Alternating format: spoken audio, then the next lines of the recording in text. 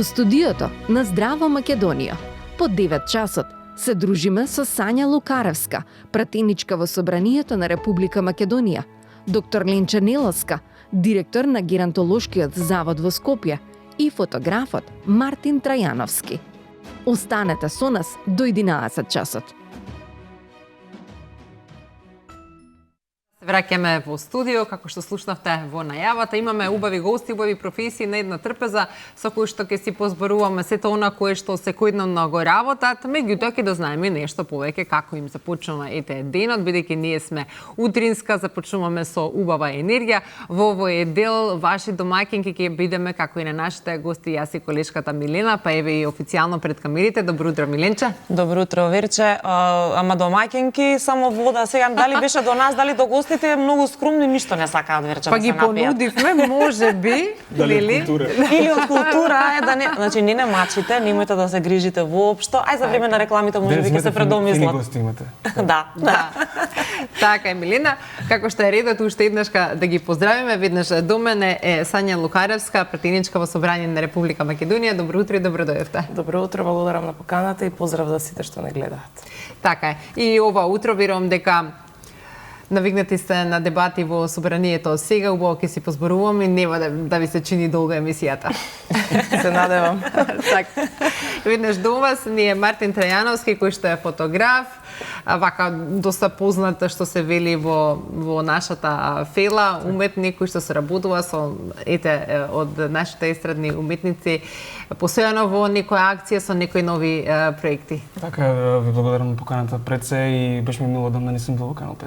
Така. Благодарам што сум тука. Да, позборуваме сето она кое што е актуелно за тебе, бидејќи постојано работиш некои нови проекти, па нас секако дека тоа не интересира. Супер, мило ми е. Така. И веднаш до вас ни е доктор Ленче Неловска, која што е директор на Геронтолошкиот завод во Скопје. Добро утро и за вас и добро дојдовте во Здрава Македонија. Добре ве најдов, благодарам за поканата.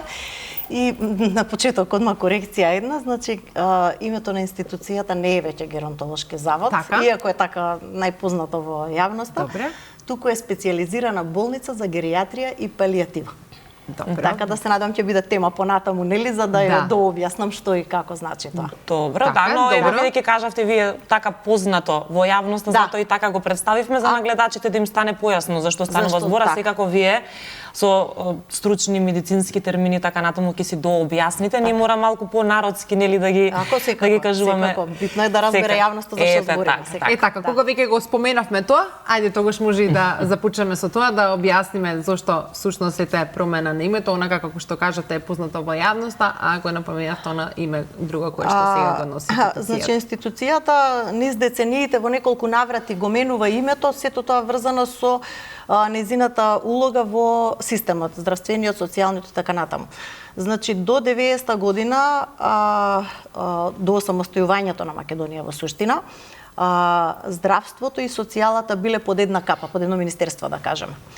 Меѓутоа во 90-та година со самостојувањето се одвојува Министерство за здравство посебно, а посебно е Министерство за труд и социјална политика каде што влегуваат старите, изнемоштени и така натаму. Во тој момент институцијата се преименува во Геронтолошки завод, до тогаш била центар, се преименува во Геронтолошки завод и станува здравствена установа и примариус доктор Мира Аџич, која во тој момент била директор на институцијата, ја внесува институцијата во здравство. Во 2017 година се случува преименувањето со реорганизација во здравствениот систем и станува, заводите се гаснат како социјалистичка форма на институции, да кажам, и прераснува во специјализирана болница за геријатрија и палијатива. И тоа е она што е најважно суштински за јавноста да разберат кога станува збор за грижа за стари, изнемоштени и тешко болни, за лица кои што не може семејството да се грижи дома и се институционализираат. И тогаш луѓето се во паника, нели, бараат каде да се смести тоа лице за да добие најдобра можна грижа. И тогаш станува главната забуна, значи се бараат приватни домови и се бара геријатрија. Тоа вие како да правите компарација меѓу клиника за педијатрија и детска градинка. Значи, приватните домови, точно, приватните домови би биле она што е детска градинка. Значи, тие се грижат за социјалните аспекти, потребите на секојдневно живење на возрастните лица, да кажам. Меѓутоа не ја покриваат... На некој животен стил? Whatever, што и да е околу секојдневното живење, потребите, што ги има секој човек, меѓутоа не ја покриваат здравствената грижа. Односно, здравствената грижа е нешто кое што дополнително се плаќа, се обезбедува, се овозможува и така натаму. Специализираната болница за гериатрија и палијатива е здравствена установа. Значи, кога сме кај децата, сега клиника за педиатрија. Значи, болно дете носите на педиатрија, здраво дете носите во градинка. Јасно. Така да, функционални, условно здрави стари нема, сите имаме и ние имаме по некоја болест некаква, која што ја носиме, нели?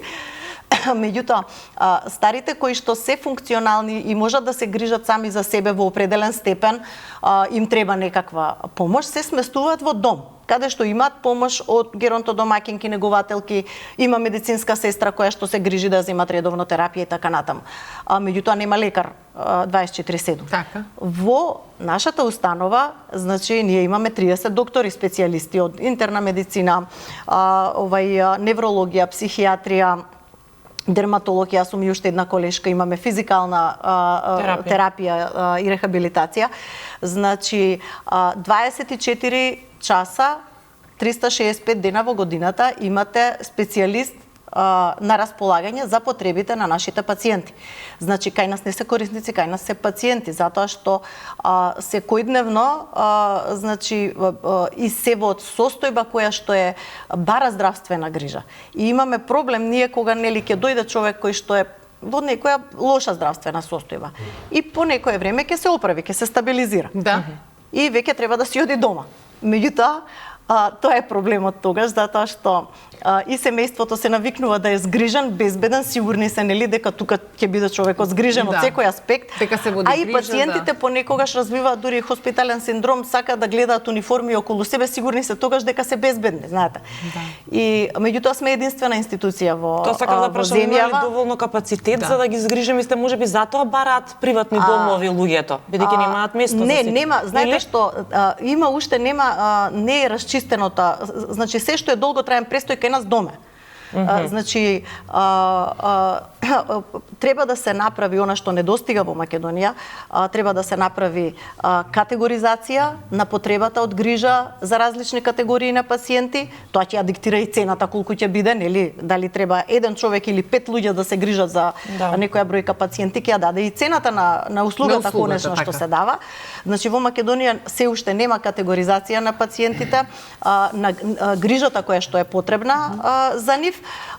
И затоа е таа забуна со приватни домови, државни домови, затоа што во Македонија има и 5 јавни домови за стари. Нели, има во Скопје, Мајка Тереза е под наша управа, да кажам, се уште. Инаку има во Тетово, има не во Тетово, во Прилеп, во Куманово, во Битола има и толку не сум сигурна веќе дали уште некој има, другото повеќето се приватни. Меѓутоа Министерството за како се вика новото, не знам, за труд социјала беше претходно, не знам новото како е новото име, даваше ги лиценцира. Значи стандарди се одредуваат и така натаму.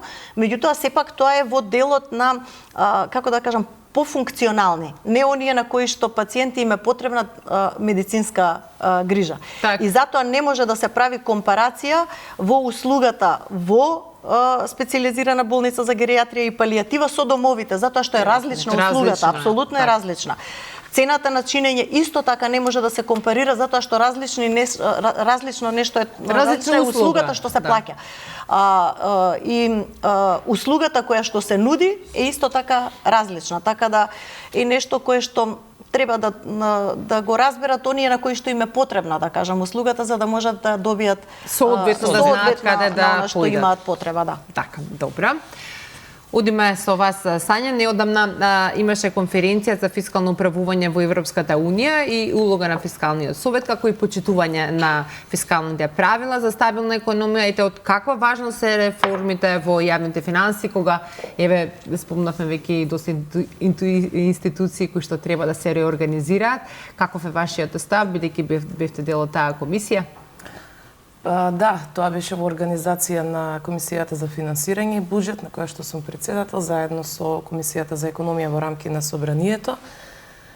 Преголема е важноста на фискалниот совет, кој што треба да го имаме во нашето општество пред се, бидејќи, да речем, нема толку стаж фискалниот совет во Република Северна Македонија во споредба со другите земји, меѓутоа е неопходна институција која што треба да биде и транспарентна, меѓутоа пред се треба да биде независна. И тој фискален совет е всушност оној коректив на сите економски политики кои што ги носи и ги спроведува извршната власт од една страна, а од друга страна е многу битно да се внимава да не се надминат оние фискални правила кои што треба да ги имаме како држава. Значи во делот на јавниот долг, дефицитот и така натаму, и мислам дека имаме одлична соработка со фискалниот совет, бидејќи таму има прекрасни познавачи на економските политики во државата, меѓутоа и ние како собрание од друга страна треба и поголем надзор да правиме на се она што значи спроведување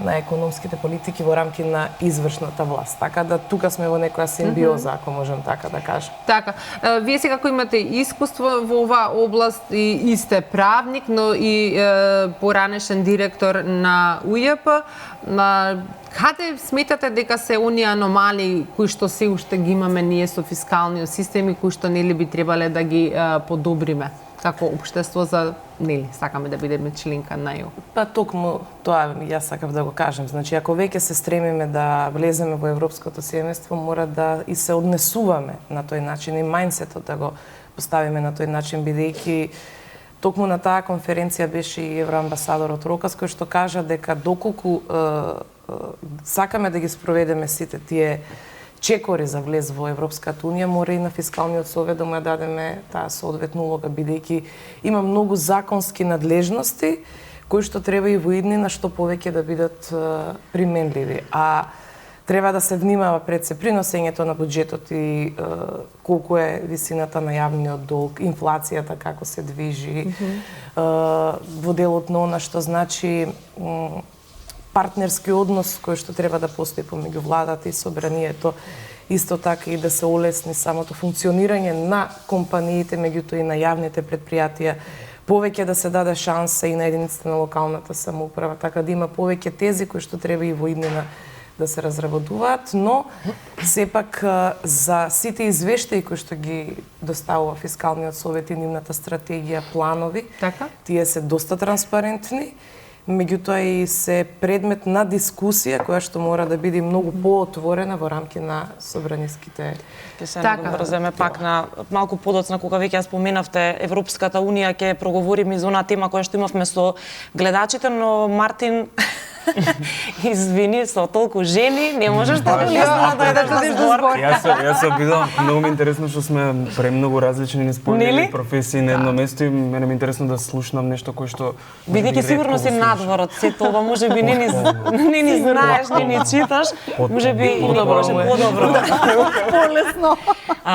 Мартин, те знаеме тука во Македонија, посебно ние јавните личности, но за среќа те знати надвор од Македонија. Имаш многу успешни проекти, многу убави фотографии, видео спотови, едиторијали и така натаму. На што работиш моментално сега? Што е она последно кое што можеме да го видиме или ќе го видиме во процес на изработка? Да, моментално ете апропо гостувањето на Тамара пред скоро, нели, кој што беше тука кај вас, сме во сериозна организација, нели, на концертот кој што треба да се случи и јавно повикување на сите оние кои што сакаат да поддржат и кои што верувам на крајот да треба, нели, да поддржат со купувањето на една обична карта, така. На 8 мај. На 8 мај, така. Фала ти, ќе го испуштав в тој момент. Мислам дека е во МКЦ, така, во МКЦ, мислам дека под број 1 ќе има убава енергија.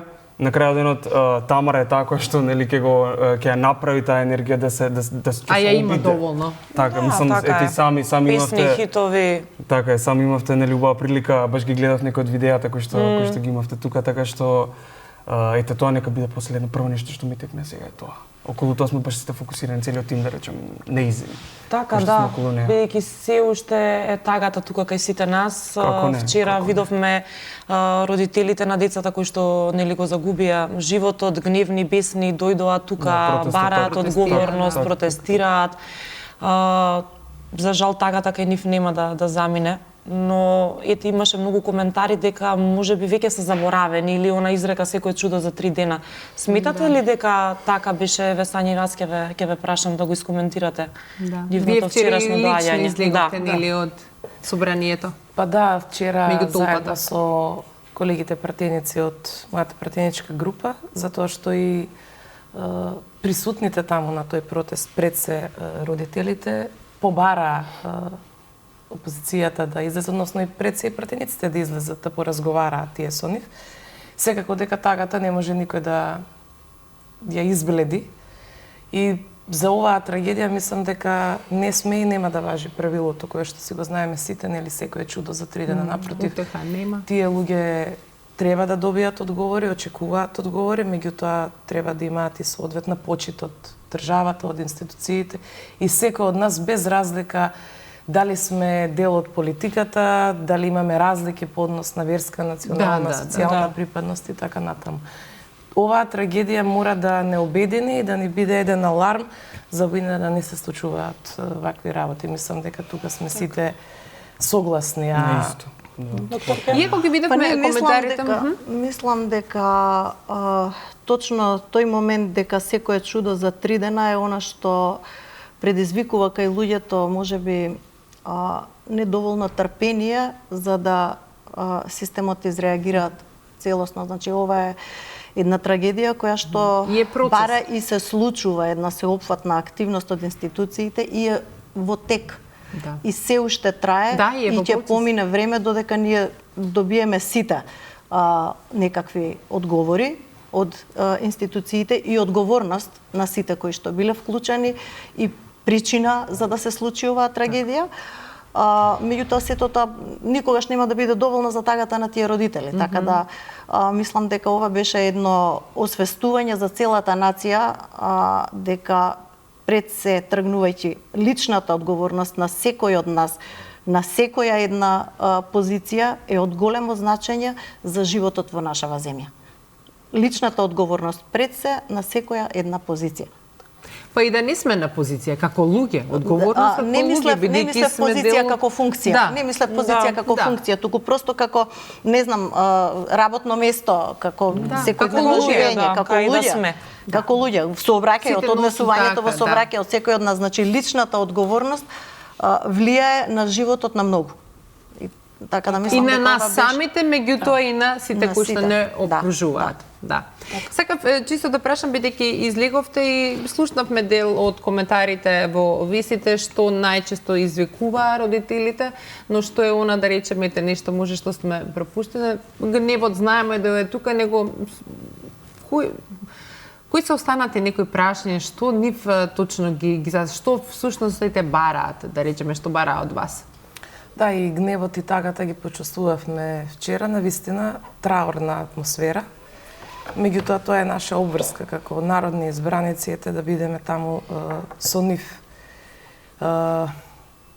Имаат прашања и во делот на она што значи самото функционирање на тоа диско, како се давани соодветни дозволи и така натаму, меѓутоа верувам и сум убедена дека институционално тие ќе ги добијат одговорите, но сепак заслужуваат и да бидат испочитувани секој од нас, пак ќе речам, независно кој од каде доаѓа, да им биде поддршка, бидејќи сензитивноста и поддршката која што им се дава и сочувството спрема нив, мислам дека ги охрабрува дополнително. И тука не треба да има секакви, бидејќи се изначитавме вчера и секакви коментари, мислам дека баш поради се до тоа оној момент додека функционираме на тој начин да се напаѓаме едни со други со најпогрдни зборови, не може да направиме едно функционално и модерно општество. И пред се треба да бидеме заедно. Ма не мораме да се од крв и месо на некој начин. И не мора да се согласуваме со сето кое што некој го кажува, треба да се почитуваме. Мартин, баш убаво и од ваша страна што помагате, бидејќи навистина секоја помош е добре дојде на овој момент со организирањето на концертот и така натаму. Ајде малку едно поинакво прашање, кога споменавме дека имате соработувано со многу личности, може ли да одвоиме некоја ајде да кажам, комплицирана личност. Сега не знам дали ќе сакате да кажете вака јавно. Не мора име, само...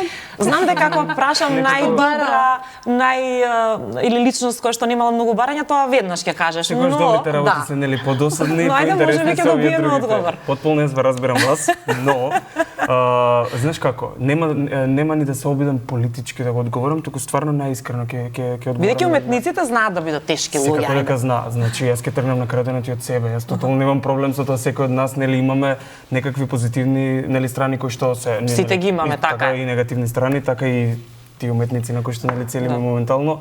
Вака, ја ќе тргнам од една единствена работа. Секогаш оној кој што работи со мене, имам чувство дека свесно ме бира мене.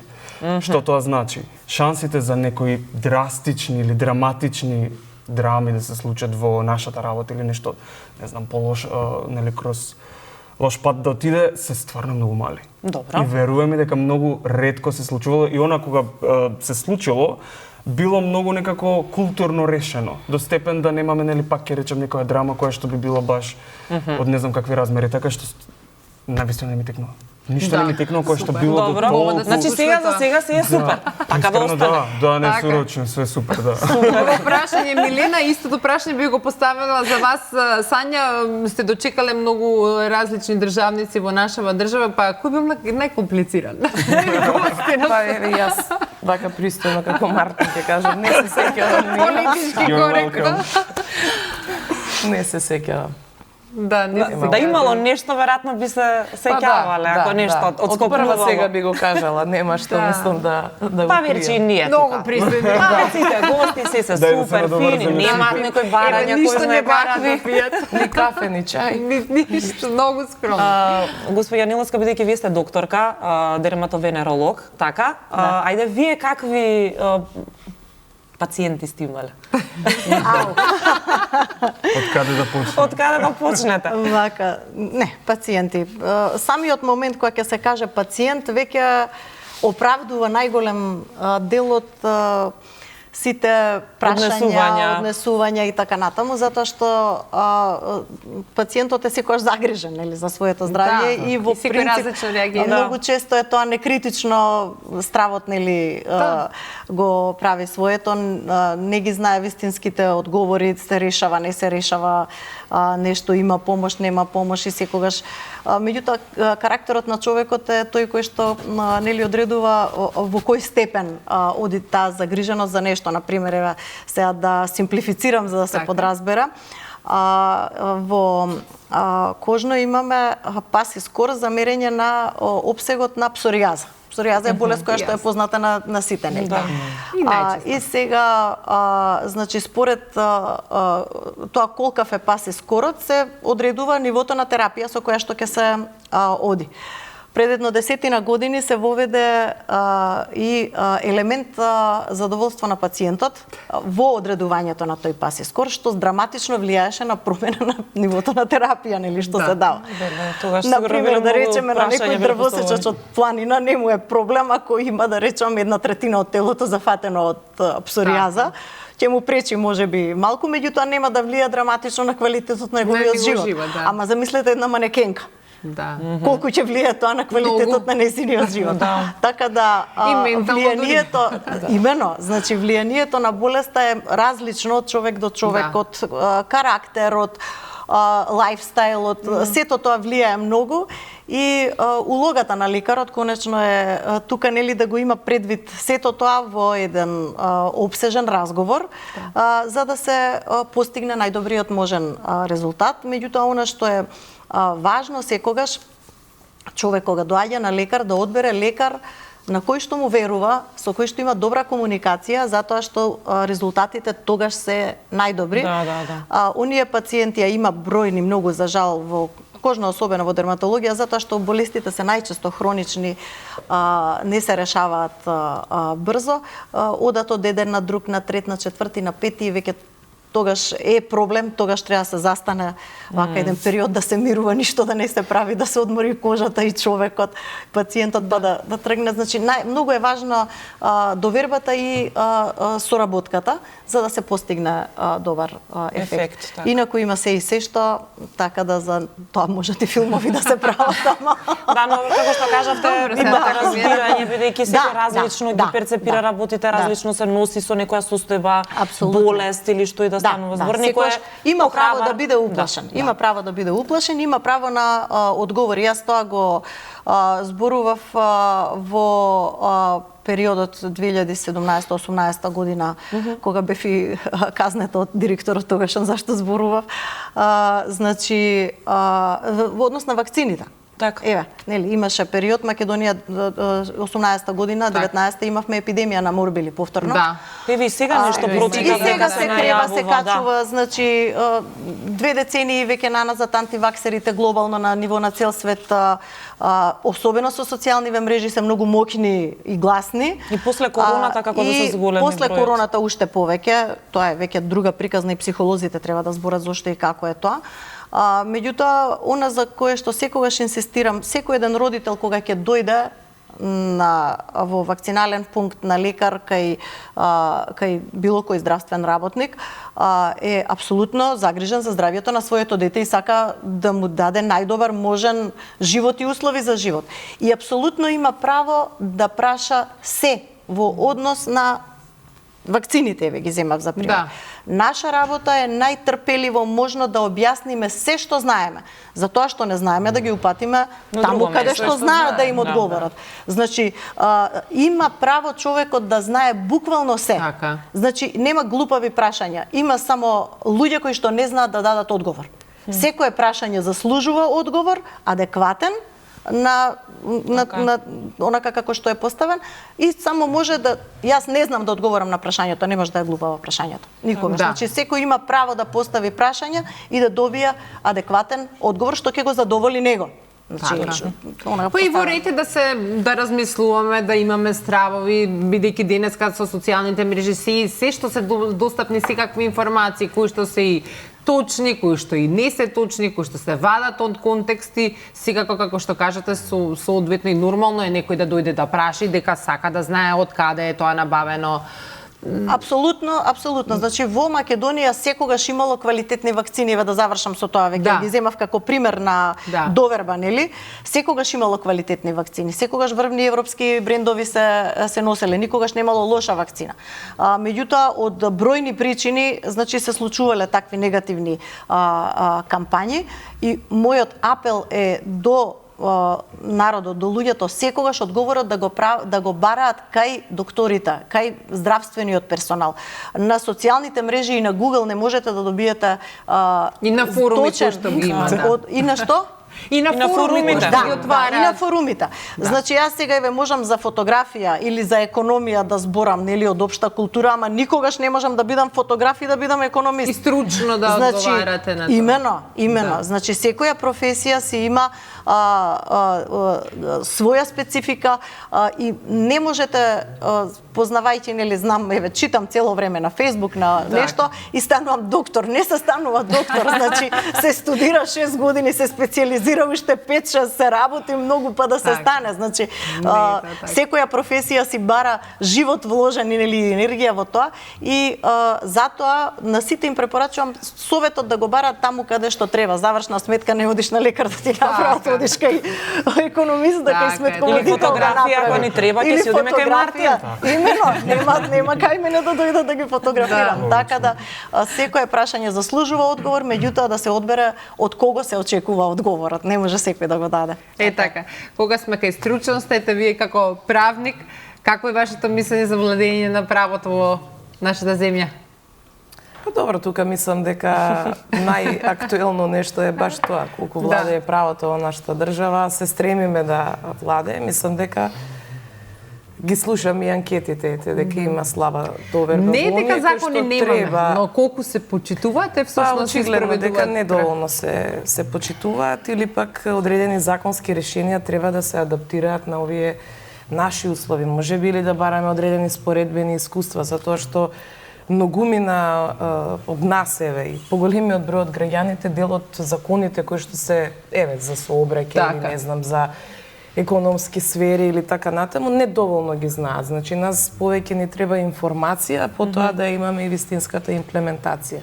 А од друга страна пак, од собраниски аспект, ако гледаме, и таму недостасува дебата, за да граѓаните всушност ги видат аргументите за одредено законско решение, кои се за, кои се против. Нив им треба повеќе дебата, отколку кавгаџилак. Како да не им веруваат луѓето веќе на политичарите, и со ова што се кажа дека сме тажна приказна на Балканот, дали е навистина така и како дојдовме до тој степен да толку луѓето немаат веќе доверба во ниту еден, секако кажувам ова, до што гледачите го зборуваат секојдневно кај нас, нели имаме дел каде што се јавуваат и коментираат, она што ние го слушаме тука, и јас и Вера и другите колеги, дека буквално никој веќе не верува на политичарите.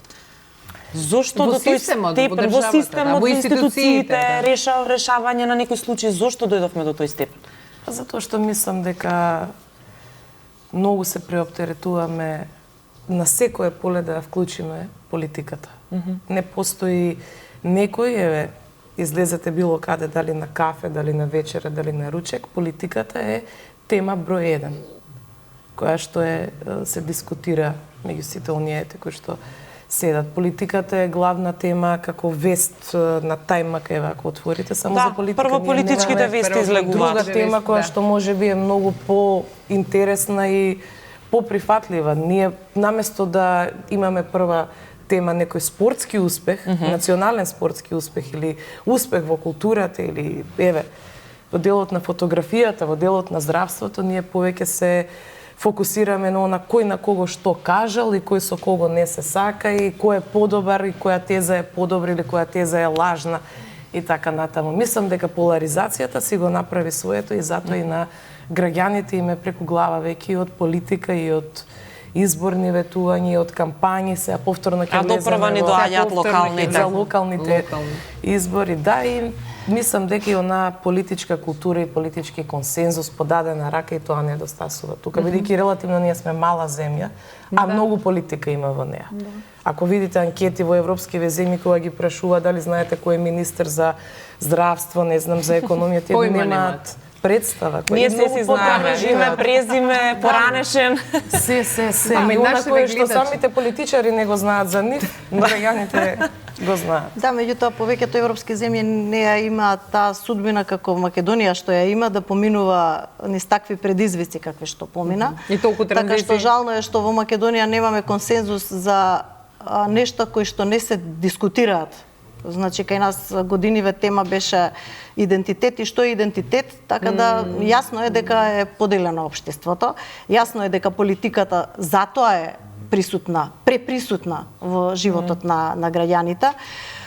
Значи, ако кај нас се наметнуваат теми и се бара црното да биде бело, нормално е дека таква ќе биде ситуацијата.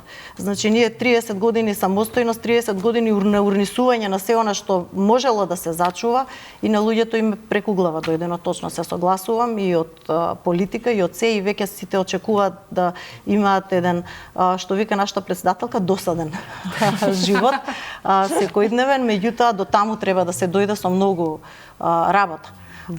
Значи на секое ниво, во секоја институција, на секаде треба многу работа, посветена работа и повторно ќе кажам тргнувајќи од себе. Значи моментот кога ќе влезам во возило, ако не ставам појас, веќе го почнувам циклусот на прекршоци. Да. Значи секој мора да тргне од себе, не само да очекуваме од сите другите. Политичарите имаат должност да ја завршат својата работа и правилата на работење и на живење да бидат такви какви што треба да бидат. Меѓутоа сите ние сме дел од општеството и мораме да научиме дека сите имаме одговорност кон себе и кон сите околу нас. Така и за сите важат и сите правила. Да. Тука ќе направиме, тука ќе направиме на кратка пауза. Се надевам дека нашите гости нешто ќе ни се напијат од нашите пријатели од Стокомак. Останата покрај малите екрани, се враќаме веднаш по паузата.